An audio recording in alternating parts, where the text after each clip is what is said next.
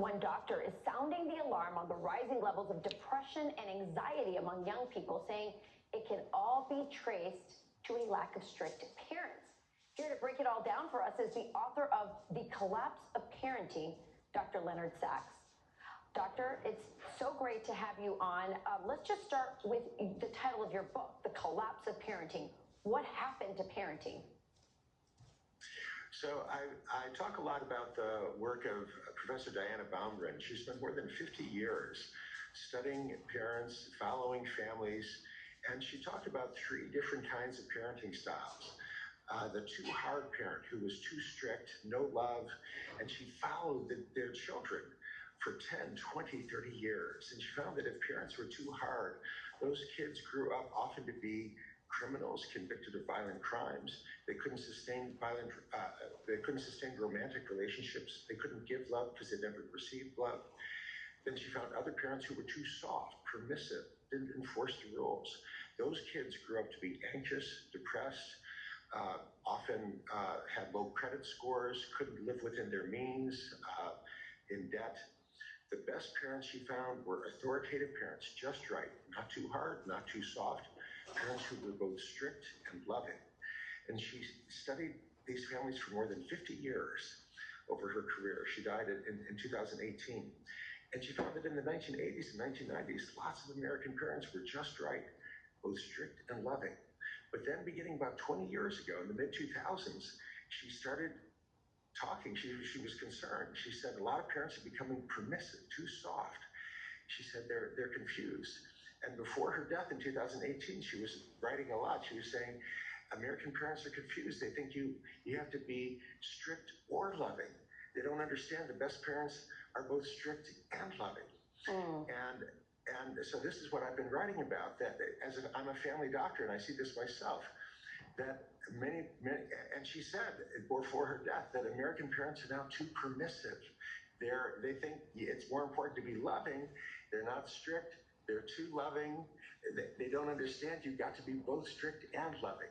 Right. And the result of parents being permissive is kids who are anxious and depressed. So I'm a family doctor. Let me show you how that works, how a parent being too permissive results in kids who are anxious and depressed. So I'll give you a very concrete example. 12-year-old girl, she's staying up past midnight, looking at Instagram and TikTok. On her phone, she's texting, and I say to mom, look, you got to lock it down. At 9 o'clock at night, you got to take her phone, turn the phone off, put the phone in the charger, and from now on, the charger's going to be in the parents' bedroom so she can get a good night's sleep without looking at her phone. Sure. And mom says, oh, I can't do that. She'd totally freak out. This is a mom who is intimidated by her 12-year-old daughter, a mom who is unable to take the phone from her daughter, and as a result, the daughter's staying up past midnight, she's sleep deprived, she's anxious and depressed. That's one example. Another example, Frank Elgar and his colleagues looked at more than 20,000 teens coast to coast and asked them in the last 7 days, how many evening meals have you had at home with a parent? 1, 2, 3, 4, 5, 6, or 7. And they found that the more evening meals kids have at home with at least one parent, the less likely they are to be anxious or depressed. I find more and more parents, the kids are like, oh, I don't want to have a meal with you. I'm just going to eat in my bedroom.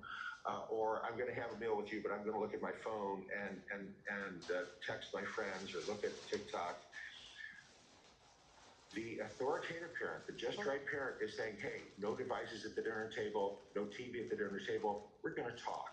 But the permissive parent is like, oh, good parenting means letting kids decide, because that's what I heard at NPR. Right. And that doesn't work, doctor. That doesn't work. It doesn't work. You need to be the just right parent. You need to be strict and loving. No devices at the dinner table. You need to insist on supper time with the family. No kids eating supper in their bedroom. The strict and loving parent. Kids are not anxious. Kids are not depressed. Unfortunately, there's been a collapse of parenting with kids eating it in their bedroom. And the result is kids who are anxious and depressed. Well, this is such a fascinating book. It's a very countercultural message. I encourage people to get it, The Collapse of Parenting.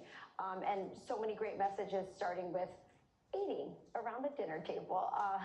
Dr. Leonard Sax, thank you so much for joining us today. Thanks for inviting me. You got it. Quid pro